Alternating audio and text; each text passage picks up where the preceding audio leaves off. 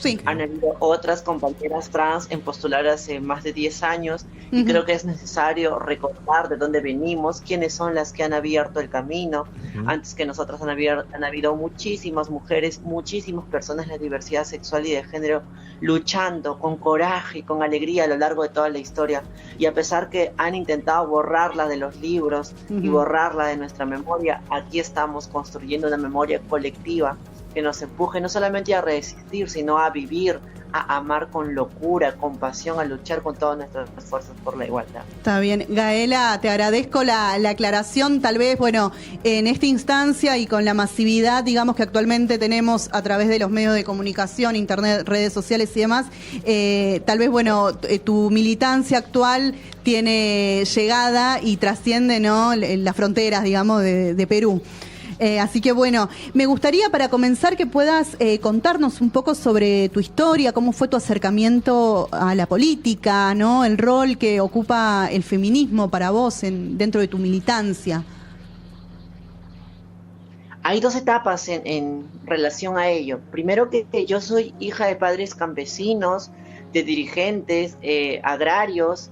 Mis papás siempre han luchado por los derechos de los agricultores, de los campesinos, y yo he abierto los ojos en medio de esa lucha. Así que Ujú. desde muy pequeña, cuando yo estaba en la escuela, ya luchaba contra el maltrato infantil, contra la trata de menores, luchaba por cuidar el agua, el medio ambiente, Mm. a los animales. En la escuela yo he estado a cargo del municipio escolar en 3 oportunidades. Cuando llegué a la universidad también estuve luchando por los derechos de los estudiantes y de las estudiantes. Estuve luchando a lo largo de toda mi vida. Siempre he hecho política, pero ya política partidaria empecé a militar recién en el 2016, tras las elecciones presidenciales. Yo me acerco a la política partidaria para apoyar la candidatura de Verónica Mendoza en el 2000, la precandidatura primero en el 2015 Ujú. y luego la candidatura en el 2016. Es ahí donde yo decido militar después de la campaña, porque en la campaña habíamos levantado temas importantes, habíamos luchado por la interseccionalidad Mm. y cuando terminó la campaña dijimos, ¿y ahora qué hacemos? Y es ahí donde fundamos el Nuevo Perú, que es mi partido, el que yo he fundado junto a Vero y junto a muchas militantes feministas, militantes de la diversidad sexual y de género, que construimos desde la interseccionalidad, dejando claro que el género no puede ir sin la clase ni viceversa, ¿no? Que es Claro. necesario cambiar este sistema, y este sistema no solamente es capitalista, sino también es extractivista y es patriarcal, Ujú. y es necesario ver con esa alianza que existe entre el patriarcado y el capital, que afecta de manera directa a las mujeres, a las personas de la diversidad sexual y de género, pero sobre todo a las mujeres pobres, a las maricas, a las Sí. tracas, a las lecas, que no han accedido a educación, a salud. Nos parece muy interesante pensar justamente dentro de la política partidaria la interseccionalidad, ¿no? Que es como central también en los avances que tenemos en Argentina en términos de los activismos y de la política, ¿no? Un poco nos gustaría preguntarte la interseccionalidad, cómo ustedes la desarrollan, cómo se plantean estas propuestas políticas a partir de esta mirada justamente en el partido. La interseccionalidad no es estática, no se sella con un documento, Claro. está en constante disputa en nuestras acciones, no Ujú. solamente en el discurso. Y desde el partido lo que hemos hecho a lo largo de todos estos años que tenemos como vida partidaria es discutir, es disputar, es hacer pedagogía entre la militancia para entender que todas las luchas merecen igual de importancia, que la única manera de liberarnos es abrazando todas nuestras luchas, entrelazando nuestras agendas, entendiendo que un proceso programático que se diga revolucionario no puede escoger entre algunos derechos o entre algunas personas, sino que tiene que construir una propuesta de país que abrigue a toda la ciudadanía, que no deje a nadie fuera. Y en ese contexto hemos militado con mucho coraje, con mucha alegría, con mucha rabia, con mucha indignación, pero también con mucho amor, por construir una sociedad sin miseria, sin pobreza, sin explotación, pero también sin ningún tipo de violencia o discriminación. Y eso quiere decir que nos toca ahora consolidar un partido político, ¿no? En las elecciones hemos perdido en votos, pero hemos logrado demostrar que nuestra propuesta programática está ahí para defender a quienes menos tienen, para defender a esas personas olvidadas, para luchar por los derechos de todas las personas. Pudimos haber dejado la lucha de la agenda feminista, de la agenda LGTBI a la mitad de las elecciones, pero no lo hicimos, porque nuestra apuesta no es por votos, nuestra apuesta no es por cálculo político, nuestra apuesta no es por un tema electoral, nuestra apuesta tiene que ver con la necesidad de construir un país, un mundo en el que podamos vivir y convivir en armonía. Lamentablemente, dos opciones que están de espaldas al feminismo y a las luchas por la igualdad han pasado a la segunda vuelta. Sí. Y eso implica que en cualquiera de los escenarios nos va a tocar seguir luchando, claro, con más fuerza, con más coraje y con más alegría. Pero ojo, es necesario también dejar claro que el principal opositor a los derechos de las mujeres y de las personas LGTBI es el fujimorismo. En este país, el fujimorismo ha logrado atropellar vidas, ha perseguido a opositores, ha asesinado a líderes sociales, ha dejado sin una política sexual y reproductiva a mujeres pobres, a quienes las ha esterilizado contra su voluntad, ha atropellado nuestros derechos una y otra vez, y no me refiero solamente a Alberto Fujimori, el asesino y el que está condenado en la prisión, sino también me refiero a una serie de políticos fujimoristas, a la señora Keiko, y a cada una de las personas que la acompañan en este momento, a sus ex congresistas, a los congresistas que tienen en este momento en el actual Parlamento peruano. Todos ellos a lo largo de todos estos años han atropellado nuestros derechos una y otra vez. Ahí hay responsabilidades no solamente del padre, sino también de esa hija que no tuvo pena ni siquiera de su madre. Bueno, perdón, Gaela, perdón que te interrumpa. De hecho, bueno, Keiko ocupó el cargo de primera dama en su momento, ¿no? Pero quisiera también preguntarte qué sucede con el otro candidato, con Pedro Castillo, que se ha planteado también en contra, digamos, de todas estas políticas vinculadas, bueno, a la legalización del aborto, a la ESI, al matrimonio igualitario, digamos, de qué manera, digamos, hay una coherencia en esto de ir en contra, ¿no?, del fujimorismo, tal cual como vos decís, con todo lo que implica para la sociedad peruana, pero a su vez, bueno, elegir tal vez un mal menor, por ponerlo de alguna forma. Bueno, como lo decía hace un momento, nos toca luchar. Eso no nos toca ponernos de cosadito a ver cómo sucede, no. Nos toca seguir haciendo pedagogía política, nos toca seguir exigiéndole al país el reconocimiento de nuestros derechos, nos toca dejar claro también que luchar contra la violencia, contra la discriminación por orientación sexual y por identidad de género, no es solamente un asunto de género, es también un asunto de clase, porque las mujeres que son víctimas de feminicidio son mujeres pobres, son mujeres que no tienen autonomía económica, son mujeres que siguen en medio de la precariedad y la pobreza, mujeres que viven con trabajos precarizados, mujeres ambulantes o mujeres sin trabajo.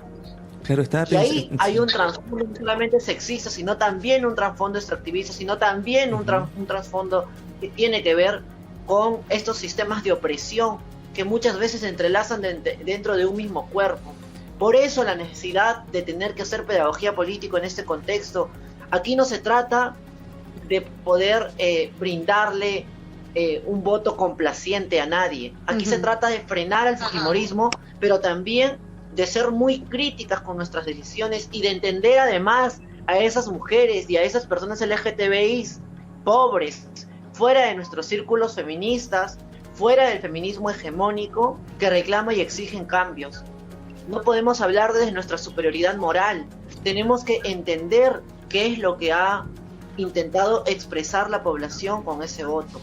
Nos toca asumir esas luchas, porque déjame decirte que el feminismo tiene que entender que no basta con el feminismo. Estaba Lo pensando, que necesitamos es construir un feminismo Perdón. No, perdón que te interrumpa. Lo que necesitamos es construir un feminismo de clases, un feminismo que no deje a ninguna persona fuera. Mira cuántas personas hay que se enuncian desde el feminismo, pero que niegan la existencia de algunas mujeres. Sí. Entonces yo creo que ahí es clara la necesidad de tener que construir un feminismo interseccional, un feminismo rural, barrial, de teñir el feminismo de pueblo y el pueblo de feminismo. Sí, estaba pensando que de todas formas sigue siendo un lugar distinto de construcción, pero muy necesario el de las personas que hacen parte de la lógica partidaria, pero que no gana, digamos, ¿no? Digamos, justamente pensarlo desde ese lugar, me gusta mucho cuando te escucho hablar, cuando dices de la pedagogía política, cuando dices construir desde el amor, me parece que son cosas centrales que muchas veces traemos desde la militancia o desde las disidencias sexuales y desde los feminismos que todavía no han permeado la política, ¿no? Yo no puedo evitar pensar que siempre la política es un juego de tensiones, ¿no? Y pareciera que de todas maneras sigue pasando que las personas que siguen estando más cerca de poder tener la posibilidad concreta de ejercer los cargos, no son personas que necesariamente tengan una postura que sea la más abierta o la más formada para los colectivos, no solamente de mujeres, sino también de las disidencias sexuales, ¿no? Acá la pregunta que nos gustaría hacerte tiene que ver con, ustedes ya han comenzado a articular con otros colectivos, con otros partidos políticos, ¿cómo podría permear esta mirada que ustedes tienen de la militancia en relación con los feminismos, con las disidencias sexuales, para que haga parte más integralmente de la política, digamos, ¿no? Nos llama la atención que estos temas hoy sigan estando como en segundo plano en muchos casos, cuando son temas centrales, como tú bien dices, para la vida de millones de mujeres, para la vida de millones de personas que hacen parte de las disidencias sexuales, pero además la vida de muchísimas personas que están en situación de pobreza estructural y de muchísima desventaja justamente por la manera en la que nuestras sociedades entienden nuestras identidades, ¿no? ¿Ustedes ya han podido articular algunas alianzas? ¿Han podido tensionar de alguna manera estas estructuras de poder tradicionales que son patriarcales y que no permiten que nuestras identidades hagan más parte de la política? Solo dos cosas sobre eso. Primero, que no hay espacios perfectos, ¿no? Los partidos políticos también son espacios de disputa y es lo que estamos haciendo. Yo creo que lo que debemos tener claro es que el Nuevo Perú, lo primero que ha hecho después de las elecciones es reafirmar nuestra propuesta de cambio y la interseccionalidad de nuestras agendas. Nuestro proyecto de país sigue vigente y en ese contexto lo que hemos hecho es analizar lo que está sucediendo en este país, y cerrarle el paso al fujimorismo implica tener que llamar a un voto vigilante, a un voto crítico, ¿no? Pero yo quería hacer una pausa sobre eso para dejar clara cuál es la posición de mi partido, el Nuevo Perú, que ha demostrado en la práctica, de manera constante y permanente, ser la única propuesta que lucha desde la interseccionalidad, desde un enfoque de género, de clase y desde la decolonialidad, ¿no? Pero punto y aparte, yo lo que quería era aprovechar el espacio para alertar sobre la situación que estamos atravesando América Latina, ¿no? O sea, lo que estamos viendo es la ganancia de lo que han ido empujando durante todos estos años los movimientos de antiderechos, esos pastores evangélicos que rechazan a las personas de diversidad sexual y de género, que han logrado impregnar a nuestros pueblos y que han logrado impregnar dentro de la población con discursos de odio basado en argumentos falsos. Si no era fulanito, hubiera sido menganito o cualquier otra persona la que termine en segunda vuelta con estos discursos. ¿Por qué? Porque lamentablemente no hemos identificado y no hemos terminado de combatir esos discursos de odio, esos antiderechos que están en contra de nuestras vidas. Y la tarea que tenemos en este momento es enfrentarlos desde todos nuestros espacios. Una de las maneras son los partidos políticos. Y necesitamos construir partidos políticos. Yo sé que hay mucha gente que no quiere militar porque no es bonita. Militar es difícil, es cansado, ¿no? Y después uno le encuentra el placer, ¿no? Pero si no militamos, si no formamos partidos políticos desde la interseccionalidad, vamos a terminar con resultados iguales o peores al de Perú. Yo creo que en este momento nuestra principal tarea es enfrentar a los antiderechos, es poder hacer pedagogía política. A mí particularmente como Gaela y el equipo que me acompaña, que está al costado mío, no detrás, sino al costado mío, hemos decidido inscribir nuestro partido, inscribir el Nuevo Perú. Hemos decidido seguir consolidando bases y sumergirnos en las luchas de nuestros pueblos. Eso es básico, compañeros, para seguir haciendo pedagogía política en las bases, con la gente, con las personas, porque es lo que se necesita para derrotar esos discursos basados en argumentos falsos. Decirle a las personas que el enfoque de género no homosexualiza a nadie, que si yo te toco no vas a terminar siendo cabro. Ojalá todos terminaran siendo cabritos, lecas, tracas, ¿no? Pero eso no pasa, no sucede. Y necesitamos explicarlo en términos sencillos porque hay mucho miedo en la población, y ese miedo es el que están usando los antiderechos para poder tomar la atención de la gente. Y cuando tienes la atención de la gente y la preocupación de los padres y de las madres, terminamos teniendo resultados como este. Nos toca hacer muchísimo trabajo. Yo quiero solo terminar esta intervención para seguir dialogando, dejando claro que yo no quiero resistir nada más. Yo quiero resistir y quiero construir. Yo no quiero vivirme escondiendo. Yo quiero vivir y amar con locura. Yo no me voy a conformar con resistir estos 5 años, porque salga quien salga, yo voy a seguir peleando. Yo ya no soy candidata, pero sigo siendo una defensora de derechos humanos, y creo que es necesario impulsar este proceso en toda América Latina para poder enfrentar a esos antiderechos en las urnas, en las calles, en las escuelas, en nuestras casas, y demostrar que los feministas, que las feministas, que las personas de la diversidad sexual y de género, que quienes luchamos por la igualdad somos los que defendemos las familias. Somos nosotras las que hemos estado ahí con los comedores populares, somos nosotras las que defendemos las familias, todas las familias, no solamente una familia tradicional, sino todas las familias.